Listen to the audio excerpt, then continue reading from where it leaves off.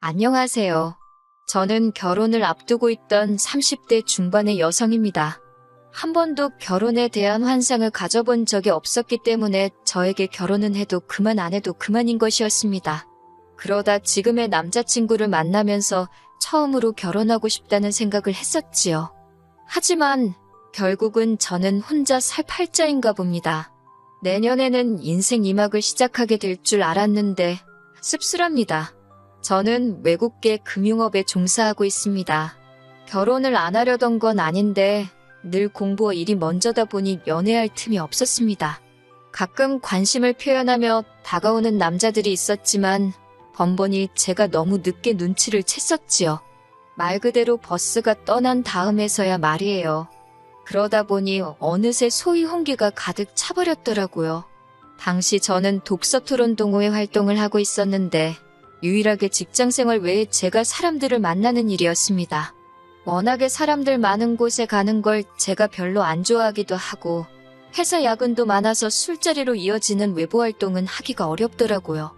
고심 끝에 골라서 시작한 게 독서 토론이었지요. 학창 시절부터 책을 좋아하기도 했고요. 그곳에서 남자친구를 사귀게 될 줄은 당연히 상상도 못했고 계산에도 없던 일이었습니다. 동호회 인원은 13명이었는데 출석률로 따진다면 50% 정도 되었습니다. 직장인들로 구성되어 있기도 했고 강제성도 없었으니 솔직히 50%도 대단하다고 생각했습니다. 그러다 하루는 저와 남자친구 단 2명만 출석을 한 날이 있었어요. 그날이 저와 남자친구가 사귀게 된 계기였던 것 같아요. 남자친구가 저에게 어차피 우리 둘밖에 없는데 밥이나 먹으러 가자고 하더군요. 저도 회사 끝나자마자 불이 나게 왔던지라 배가 많이 고팠기에 좋다고 했습니다. 그렇게 어쩌다 둘이 사적인 이야기를 나누게 되었는데 말이 잘 통하더라고요. 남자친구는 인근 중견기업에서 일하고 있다고 했습니다. 저희 회사에서 그다지 멀지도 않았고요. 다음엔 퇴근 후에 커피라도 한잔하자는 남자친구의 제안이 싫지 않았어요. 그런 식의 만남이 몇 번 반복되다 보니 어느새 저희는 자연스럽게 연인 사이가 되어 있었습니다. 사귄 지 1년쯤 지났을 무렵 남자친구 집에 인사를 드리러 가게 되었습니다. 남자친구 어머니께서 좋아하신다는 특정 제과점에 케이크와 꽃바구니를 사들고 갔어요. 제가 나이는 있었어도 이런 경험은 처음이라 굉장히 떨리더라고요. 남자친구의 집은 서울 외곽 주택가에 위치해 있었습니다. 솔직히 겉에 보이는 걸로 사람을 평가하면 안 되는 건 저도 잘 알지만 시댁 식구들이 거주하는 곳이 반지하라는 걸 알고는 조금 놀라기는 했어요. 왜냐하면 남자친구는 직장 근처 오피스텔에 살고 있기도 했고 좋은 차도 가지고 있었으니까요. 평소에 씀씀이도 적은 편이 아니었기 때문에 저도 모르게 나름대로 어느 정도 기대치가 있었던 모양입니다. 집 안으로 들어가니 정리가 하나도 안 되어 있었습니다. 신발장에 어지럽게 널브러진 신발들과 여기저기 걸쳐진 옷과 수건들을 보고 있으니 정신이 하나도 없더라고요. 제가 어디 앉아야 할지 갈피조차 잡을 수 없었습니다. 결국 들고 온 케이크와 꽃바구니를 부엌에 내려놓고는 거실 한쪽에 앉았습니다. 소파도 없어서 맨바닥에 앉았어요. 이럴 줄 알았으면 치마 말고 바지를 입고 올 거라는 생각을 하는 찰나였는데 남자친구 어머니께서 고기 사올 줄 알고 고기 구워 먹을 준비를 했는데라며 혀를 차시더라고요. 좀 황당했지만 저도 모르게 죄송하다는 소리가 입에서 튀어나갔습니다. 남자친구가 어머님께 지금이라도 사올 거냐고 물으니까 집 앞에 정육점 가서 사오라고 하셨어요. 안창살 있으면 안창살 사오라고 저희 뒤통수에 대고 소리를 치셨습니다. 정육점으로 가는데 무슨 말을 해야 할지 모르겠더라고요. 남자친구도 제 기분을 눈치챘는지 마음 쓰지 말랍니다. 원래 격식이 없으신 분들이라면서요. 정육점에 도착해서 어머님이 시키신 대로 안창살을 샀습니다. 계산은 남자친구가 했고요. 제가 하려고 했는데 당황한 상태에서 남자친구를 따라 나오다 보니 핸드백을 두고 나왔더라고요. 다시 집에 도착하니 아까 못 봤던 사람이 한 명 있었습니다. 남자친구의 여동생이었어요.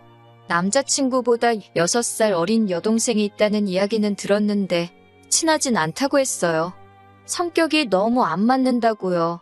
너무 뻔뻔하고 생각이 짧아서 이야기를 하다 보면 화가 난다나요. 그때만 해도 제가 실제로 남자친구의 여동생을 본 적은 없었던 상황인데 남자친구가 그렇게 이야기를 하니 오히려 남자친구가 이상해 보였습니다. 좀처럼 남에 대해서 그런 식으로 험담을 하는 성격이 아니거든요. 하지만 남자친구 여동생의 언행과 태도를 지켜보니 남자친구가 그토록 싫어하는 게 충분히 이해가 되더라고요. 화장을 고치려고 핸드백을 여는데 누군가 손댄 것 같은 느낌이 들었습니다. 저는 항상 핸드백 중간을 잠궈두는데 그게 훤히 열려 있었거든요. 하지만 그때만 해도 스스로 예민해서 깜빡한 거라고 생각하고 가볍게 넘겼습니다. 그런데 아무리 찾아도 제 립스틱이 안 보이더라고요. 며칠 전에 산 명품 브랜드로 새거나 마찬가지였고 좀 전에 오는 길에 남자친구 차 안에서도 발랐는데 말이에요. 차에서 떨어뜨렸나 싶어서 이따 집에 갈 때 찾아봐야겠다 생각했습니다. 하지만 차까지 갈 필요도 없었어요. 거실 바닥에 신문지를 깔고 고기를 구워 먹기 시작했습니다.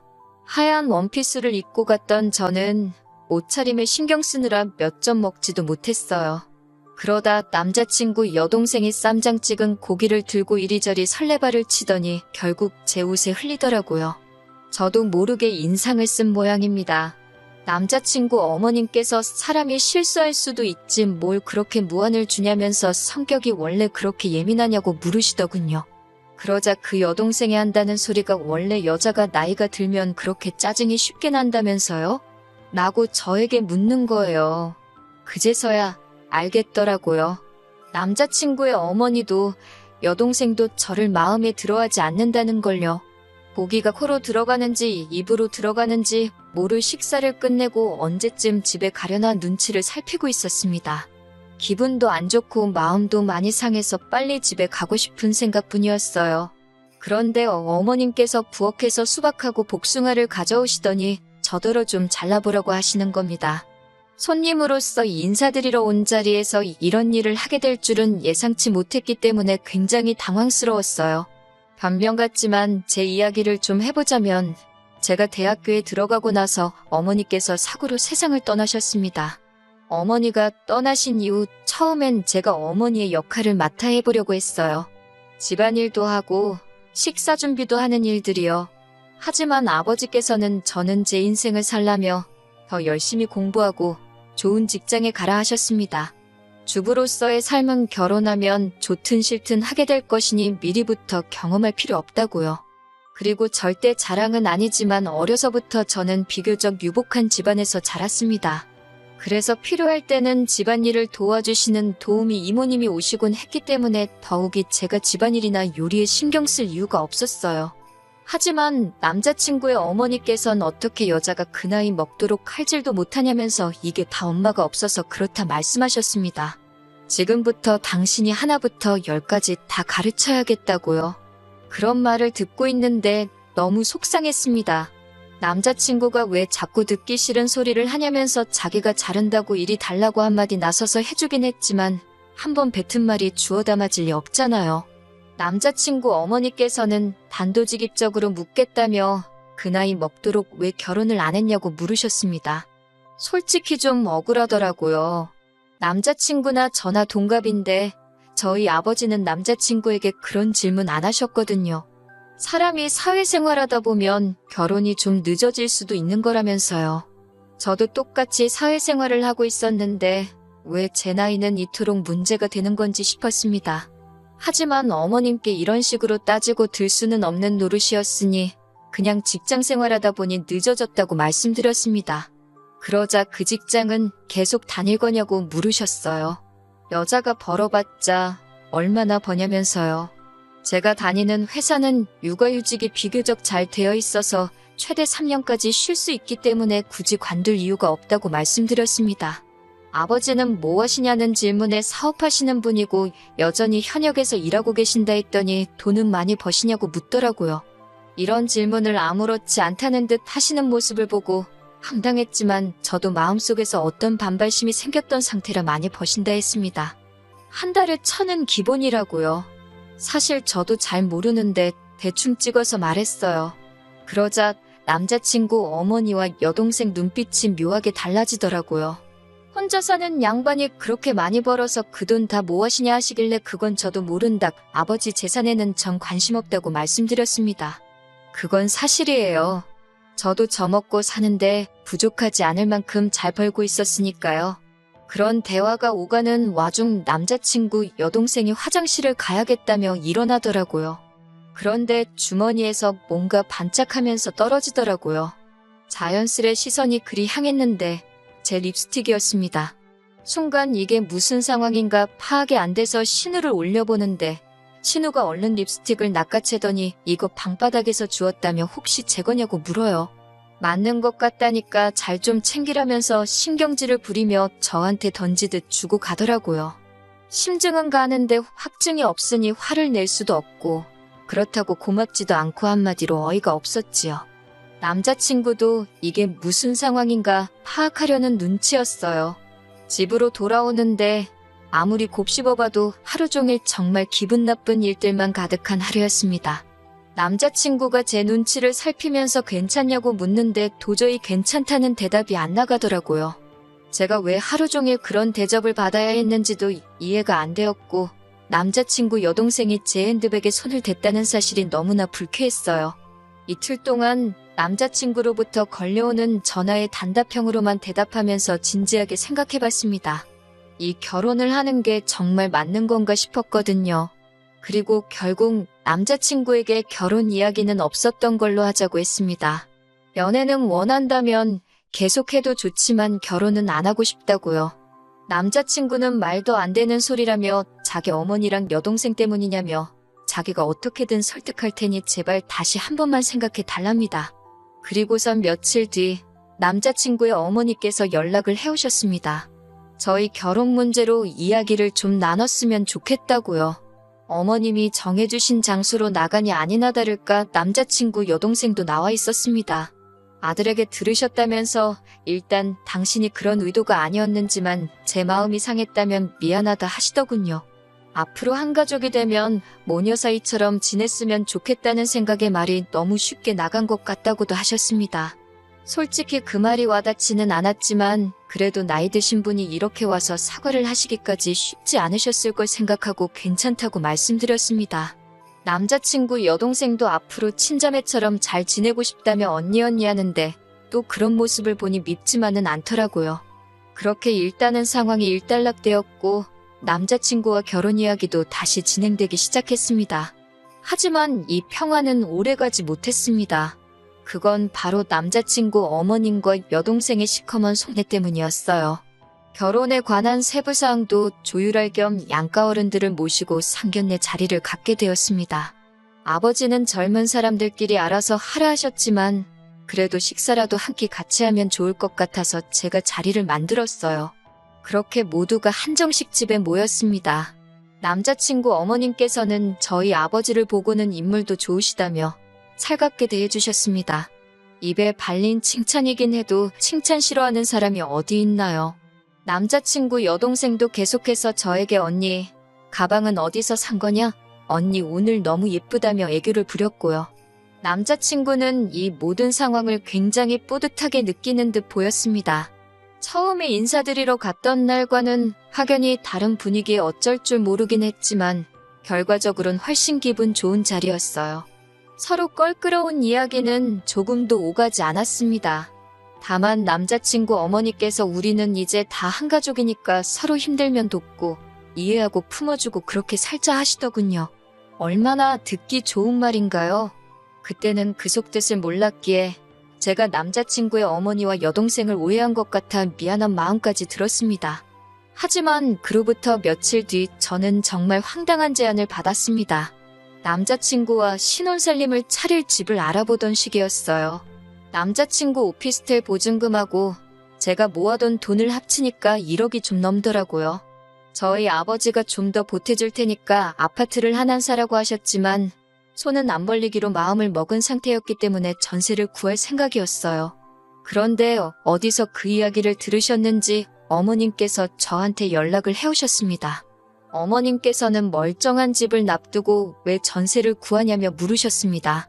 당연히 저희가 아버지 집에 들어가서 살 줄 알았다고요. 저는 왜 그렇게 생각하셨는지는 모르겠지만 그럴 계획은 없다고 말씀드렸어요. 그러자 저희가 저희 아버지랑 같이 살면 남자친구의 오피스텔 보증금은 당장 급한 돈이 아니니 빌려 쓰실 참이었대요. 제가 그 이야기를 듣는데 뭐라고 달리해드릴 말씀이 없더라고요. 제 돈도 아닌데 이러쿵저러쿵 할 수가 없잖아요. 그리고 무엇보다 남자친구랑은 단 한 번도 저희 아버지 집에서 셋이 사는 쪽으론 이야기를 해본 적이 없거든요. 제가 아무런 말도 하지 않자 어머님은 아니면 당신하고 여동생이 저희 아버지 집에서 신세 좀 지시겠답니다. 사돈 집에 들어와서 사신다는 말씀이시냐고 물으니 반지하가 사람 살기가 너무 힘들다고 그러시는 거예요. 그러면서 앓는 소리를 하시는데 아무리 그래도 어떻게 저희 아버지 혼자 사시는 집에 어머님이랑 예비 신우가 들어와서 사나요? 그건 말이 안 되잖아요. 어머님께 죄송하지만 그건 안 될 것 같다고 말씀드렸습니다. 그러자 그럼 다시 처음으로 돌아가서 저희들이 들어가서 살고 남자친구 오피스텔 보증금을 내놓으랍니다. 저희만 잘 살면 다냐고 화를 내시면서요. 불쌍한 당신 모녀는 어쩌라는 거냐고요. 황당하고 어이가 없었지만 뭐라 대꾸도 못하고 어머님의 억지를 듣고 있는데 어머님께서 저더러 하시는 소리가 나이도 많은 애가 시집오면서 맨몸으로 덩그러니 오려고 했냐고 그러시대요. 내가 너한테 집을 사내라고 한 것도 아니고 내 아들 보증금은 내가 좀 쓸 테니 네 친정 가서 살라는데 그게 그렇게 어렵냐면서 말도 안 되는 소리를 계속 하셨습니다. 자꾸 나이 가지고 뭐라고 하시는데 누가 보면 제가 연하랑 결혼하는 줄 알겠어요. 나이가 많은 건 남자친구도 마찬가지였고 오히려 버리는 제가 더 좋은데 자꾸 나이로 저를 후려치시니 저도 굉장히 불쾌해지더라고요. 저는 결국 안 되겠다 싶어서 일단 남자친구에게 전화를 걸었습니다. 다행히 남자친구가 외근 중이라서 금방 왔습니다. 어머님은 남자친구를 보더니 오피스텔 보증금을 주고 저랑 결혼하던지 아니면 사돈한테 말해서 자기가 들어가서 살 수 있게 하던지 하랍니다. 말도 안 되는 두 조건을 주고는 양자택일을 시키니 남자친구도 얼빠진 표정으로 자기 엄마를 쳐다보더라고요. 그러더니 무슨 소리를 하시는 거냐고, 그게 가당키나 한 소리냐고 소리를 지르니까 어머님도 지지 않고 그럼 너는 내가 반지하 방에서 썩어 문드러질 때까지 살았으면 좋겠냐고 따지시더군요. 남자친구가 저에게 잠깐 밖에서 이야기를 하자면 나가자 했습니다. 전 이 상황이 납득도 안 되고 정말 꿈꾸는 것 같았습니다. 남자친구는 한숨을 내쉬더니 자기 어머니가 원래 저렇게 낯두껍고 염치 없는 소리를 잘한다며 자기도 죽을 맛이랍니다. 자기도 연락 잘 안 하고 살다가 결혼 이야기가 나오면서 다시 어떻게 좀 잘 지내보려고 연락을 한 건데 이 사단이 났다며 한숨을 푹푹 쉬더라고요.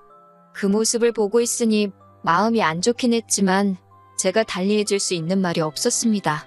그런데 그때 남자친구가 절 쳐다보더니 그냥 오피스텔 보증금은 어머니하고 여동생한테 줘버리면 안 되겠냐고 묻더군요. 그리고 아버지 집에 들어가서 살자고 그래요. 아버지가 50평대 아파트에서 저랑 둘이 사셨기 때문에 사실 저희 둘이 들어가서 살아도 부대낄 상황은 아니었고 아버지도 100% 들어와서 살라고 해주실 분이셨지만 전 그러고 싶지 않았습니다. 결혼하면 독립적으로 사는 게 당연하잖아요.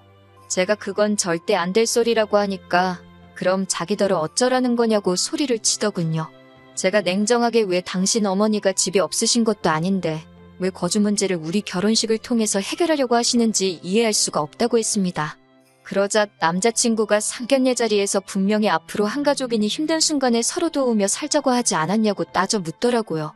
카페에서 기다리던 남자친구 어머니까지 따라 나오셔서는 저더러 그렇게 가족 간에 선 긋고 그러는 거 아니라면서 정말 너는 내가 하나부터 열까지 다 가르쳐야겠다는 말씀을 또 하셨습니다. 순간 정말 이성의 끈을 놓아버릴 뻔했어요. 그런 제 심정도 모르고 어머님께서는 계속해서 아니면 저희 아버지더러 집을 파시라고 한 뒤 당신 반지하 보증금, 남자친구 오피스텔 보증금 그리고 저희 아버지 집값에 제 적금 모든 돈을 합쳐서 건물 하나를 사잡니다. 그래서 층별로 따로 살면 진정한 한 가족이 될 수 있다나요. 듣다 보니 완전히 저와 저희 아버지를 호구라고 봤던 것 같더라고요. 저는 너무 웃기고 발칙한 어머님의 꿈에 실소가 터졌습니다. 제가 어머님께 정말 좋은 시도셨지만 안 될 것 같다며 급기야 박장대소를 하고 말았습니다. 어머님은 저더러 제정신이냐고, 어디 시험이 될 사람이 말하는데 그따위로 웃냐면서 화를 내셨지만 도저히 웃음을 멈출 수가 없었네요. 저는 남자친구에게 너도 꿈깨라고 욕심도 적당히 내라고 배탈난다고 한마디 했습니다. 남자친구는 지금 그게 무슨 소리냐며 결혼할 사이니까 이런저런 방법을 생각해 볼 수도 있는 거 아니냐며 저더러 말 조심하랍니다. 막말로 자기랑 헤어지면 누가 저 쳐다봐주기나 할 것 같냐면서요. 그 말을 듣는데 우습더라고요. 제가 남자친구에게 난 돈이라도 있지만 넌 돈도 없는데 누가 정말 쳐다봐주기나 하겠냐고 똑같이 빈정댔습니다. 이때는 당연히 파혼을 결심한 상황이었기 때문에 말도 막 나가더라고요. 어머님께서 저더러 말 그따위로 할 거냐고 그러길래 어머님 존재 자체가 저 사람한테는 이제 짐이라고 나이 많고 돈도 없는데 홀어머니의 시집 안 간 신우까지 어떤 여자가 시집 오려고 하겠냐고 사부쳤습니다. 아들 총각 귀신 만들기 싫으시면 정신 똑바로 차리시고 사돈 될 집안 재산 욕심내지 마시라고 다다다 싸붙이고 손에 2만 원 쥐어드렸습니다. 카페 커피값 내시라고요. 파혼을 하기까지 한 2달 동안 정말 마음이 지옥과 천당을 오가는 기분이었습니다. 그래도 막판에 하고 싶은 말을 다 해서 그런지 미련은 없습니다. 당연히 남자친구에게선 자기가 생각이 짧았다며 그래도 자기 어머니인데 제가 말을 함부로 해서 순간 홧김에 막말을 하게 된 거라고 자기만 잘못한 건 아니랍니다. 그래도 자기가 남자니까 먼저 사과한다고 서로 잘 이 고비를 잘 넘겨보잡니다. 헛소리엔 매가 약인데 차마 몽둥이로 때릴 수도 없어서 그냥 무시했지만요. 무슨 연락이 오건 읽기만 하고 한 달 동안 싹 무시만 했더니 더 연락은 안 옵니다. 지금 무슨 생각을 하고 있을까요? 절 놓친 걸 후회하는 것 같긴 합니다. 독서 동호회 사람들에게 절 수소문하는 것 같더라고요. 저는 더 이상 동호회에 나가지는 않지만 그 안에 아직 친한 몇몇의 사람이 남아있었기에 상황을 들을 수 있었네요. 결혼은 어쩌면 제 인생엔 없는 이벤트일지도 모릅니다. 하지만 나쁜 일이 있으면 좋은 일도 있는 법이잖아요. 이번 일로 액땜했다 생각하고 좋은 일 기다리면서 살아볼까 봐요.